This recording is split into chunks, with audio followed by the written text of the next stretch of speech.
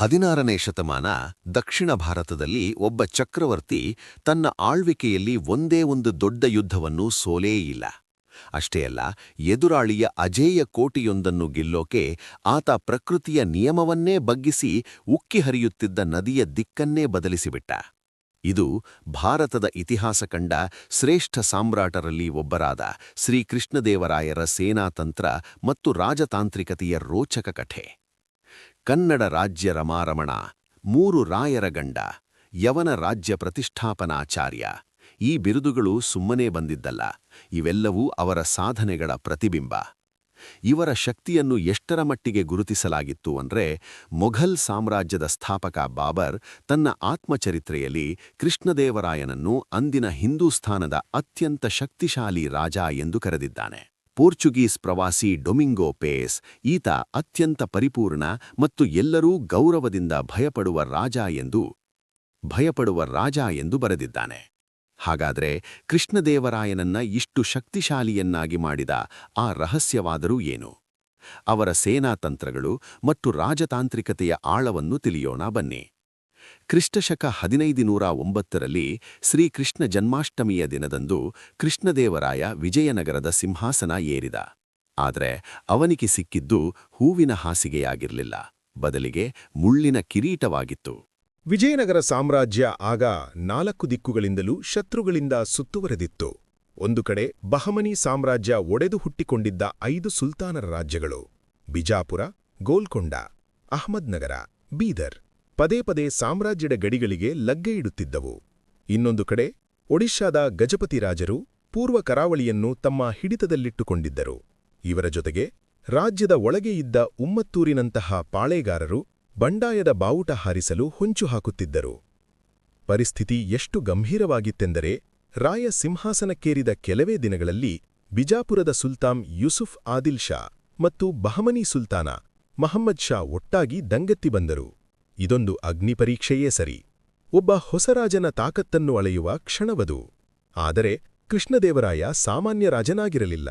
ಅವನು ತನ್ನ ಸೇನೆಯನ್ನು ಹುರಿದುಂಬಿಸಿ ದಿವಾನಿ ಎಂಬಲ್ಲಿ ನಡೆದ ಯುದ್ಧದಲ್ಲಿ ಸುಲ್ತಾನರ ಸೈನ್ಯವನ್ನು ಧೂಳಿಪಟ ಮಾಡಿದನು. ಇದು ಅವನ ವಿಜಯ ಯಾತ್ರೆಯ ಆರಂಭವಷ್ಟೇ ಆಗಿತ್ತು.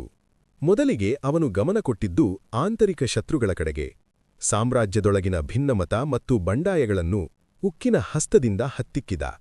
ಇದರಲ್ಲಿ ಪ್ರಮುಖವಾದದ್ದು ಉಮ್ಮತ್ತೂರಿನ ಪಾಳೇಗಾರ ಗಂಗರಾಜನ ದಂಗೆ.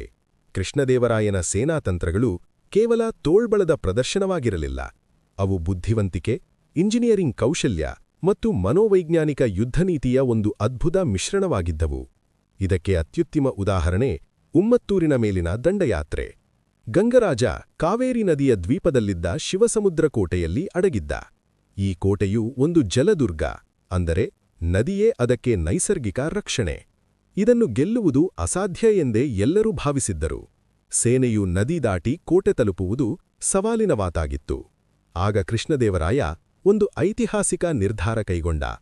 ಯಾರೂ ಊಹಿಸದ ರೀತಿಯಲ್ಲಿ ಆತ ತನ್ನ ಸೈನಿಕರು ಮತ್ತು ಇಂಜಿನಿಯರ್ಗಳಿಗೆ ಕಾವೇರಿ ನದಿಗೆ ಅಡ್ಡಲಾಗಿ ಅಣೆಕಟ್ಟು ಕಟ್ಟಿ ನದಿಯ ಹರಿವಿನ ದಿಕ್ಕನ್ನೇ ತಾತ್ಕಾಲಿಕವಾಗಿ ಬದಲಿಸಲು ಆದೇಶಿಸಿದ. ಸಾವಿರಾರು ಸೈನಿಕರು ಹಗಲಿರುಳು ಶ್ರಮಿಸಿ ನದಿಯ ಹರಿವನ್ನು ಬೇರೆಡೆಗೆ ತಿರುಗಿಸಿದರು. ನದಿಯ ಪಾತ್ರ ಬರಿದಾದಾಗ ವಿಜಯನಗರದ ಸೈನ್ಯವು ಸುಲಭವಾಗಿ ಕೋಟೆಯ ಮೇಲೆ ದಾಳಿ ಮಾಡಿ ಅದನ್ನು ವಶಪಡಿಸಿಕೊಂಡಿತು. ಪ್ರಕೃತಿಯನ್ನೇ ಬಗ್ಗಿಸಿ ಯುದ್ಧ ಗೆದ್ದ ಈ ತಂತ್ರ ಇತಿಹಾಸದಲ್ಲಿ ಸುವರ್ಣಾಕ್ಷರಗಳಲ್ಲಿ ಬರೆದಿಡುವಂಥದ್ದು.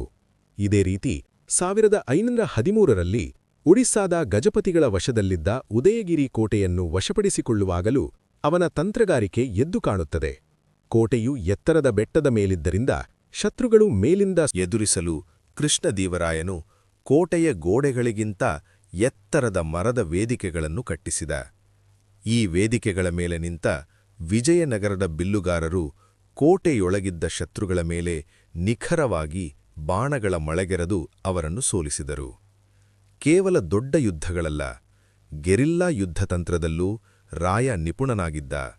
ಶತ್ರು ಸೈನ್ಯಕ್ಕೆ ಆಹಾರ ಮತ್ತು ನೀರಿನ ಪೂರೈಕೆ ಮಾರ್ಗಗಳನ್ನು ಕತ್ತರಿಸುವುದು, ಅನಿರೀಕ್ಷಿತ ದಾಳಿಗಳನ್ನು ನಡೆಸಿ ಅವರನ್ನು ಮಾನಸಿಕವಾಗಿ ಕುಗ್ಗಿಸುವುದು ಅವನ ಯುದ್ಧನೀತಿಯ ಪ್ರಮುಖ ಭಾಗವಾಗಿತ್ತು. ಕೃಷ್ಣದೇವರಾಯನ ಆಳ್ವಿಕೆಯ ಅತ್ಯಂತ ನಿರ್ಣಾಯಕ ಮತ್ತು ಭೀಕರ ಯುದ್ಧವೆಂದರೆ 1520ರಲ್ಲಿ ನಡೆದ ರಾಯಚೂರು ಕದನ. ಕೃಷ್ಣ ಮತ್ತು ತುಂಗಭದ್ರಾ ನದಿಗಳ ನಡುವಿನ ಈ ಫಲವತ್ತಾದ ದೋಬಾ ಪ್ರದೇಶ ವಿಜಯನಗರ ಮತ್ತು ಬಿಜಾಪುರ ಸುಲ್ತಾನರ ನಡುವೆ ಶತಮಾನಗಳಿಂದಲೂ ಸಂಘರ್ಷದ ಕೇಂದ್ರವಾಗಿತ್ತು. ಈ ಯುದ್ಧಕ್ಕೆ ತಕ್ಷಣದ ಕಾರಣ ಕೃಷ್ಣದೇವರಾಯನು ಕುದುರೆಗಳನ್ನು ಖರೀದಿಸಲು ಗೋವಾಕ್ಕೆ ಕಳುಹಿಸಿದ್ದ ಸೈಯದ್ ಮರಾಯ್ಕರ್ ಎಂಬ ವ್ಯಾಪಾರಿ ಹಣದೊಂದಿಗೆ ಪರಾರಿಯಾಗಿ ಬಿಜಾಪುರದ ಸುಲ್ತಾನ ಇಸ್ಮಾಯಿಲ್ ಆದಿಲ್ ಷಾನ ಆಶ್ರಯ ಪಡೆದದ್ದು. ರಾಯನು ಹಣವನ್ನು ಹಿಂದಿರುಗಿಸುವಂತೆ ಕೇಳಿದಾಗ ಆದಿಲ್ ಷಾ ಸೊಕ್ಕಿನಿಂದ ನಿರಾಕರಿಸಿದ. ಇದು ಕೃಷ್ಣದೇವರಾಯನ ಸ್ವಾಭಿಮಾನಕ್ಕೆ ಒಂದು ಸವಾಲಾಗಿತ್ತು. ಮೇ 19, 1520ರಂದು ಇತಿಹಾಸದ ಅತಿದೊಡ್ಡ ಸೈನ್ಯಗಳಲ್ಲಿ ಒಂದು ರಾಯಚೂರಿನಲ್ಲಿ ಮುಖಾಮುಖಿಯಾಯಿತು.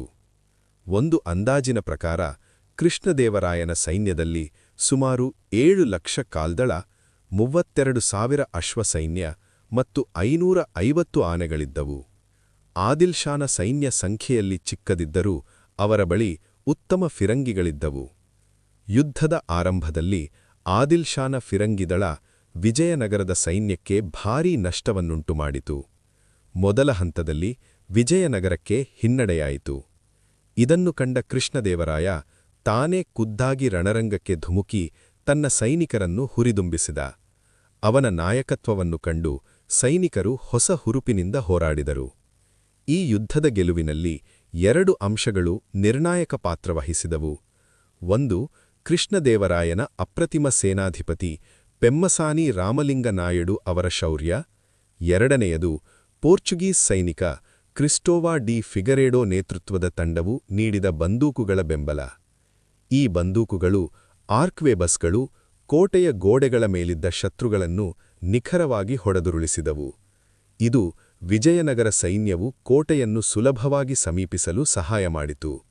ಅಂತಿಮವಾಗಿ ಭೀಕರ ಕಾಳಗದಲ್ಲಿ ವಿಜಯನಗರ ಸೈನ್ಯವು ನಿರ್ಣಾಯಕ ವಿಜಯವನ್ನು ಸಾಧಿಸಿತು. ಆದಿಲ್ ಷಾ ಪ್ರಾಣ ಉಳಿಸಿಕೊಳ್ಳಲು ಕೃಷ್ಣಾ ನದಿಯನ್ನು ದಾಟಿ ಓಡಿಹೋದ. ಈ ಯುದ್ಧವು ದಕ್ಷಿಣ ಭಾರತದಲ್ಲಿ ವಿಜಯನಗರದ ಸಾರ್ವಭೌಮತ್ವವನ್ನು ಅಚಲವಾಗಿ ಸ್ಥಾಪಿಸಿತು. ಕೃಷ್ಣದೇವರಾಯ ಕೇವಲ ಯುದ್ಧವೀರನಾಗಿರಲಿಲ್ಲ. ಆತ ಒಬ್ಬ ಚಾಣಾಕ್ಷ ರಾಜತಾಂತ್ರಿಕನೂ ಆಗಿದ್ದ. ಅವನ ಯಶಸ್ಸಿನ ಗುಟ್ಟು ಕೇವಲ ಸೈನ್ಯದ ಬಲದಲ್ಲಿರಲಿಲ್ಲ, ಬದಲಿಗೆ ಅವನ ರಾಜತಾಂತ್ರಿಕ ನಡೆಗಳಲ್ಲೂ ಅಡಗಿತ್ತು.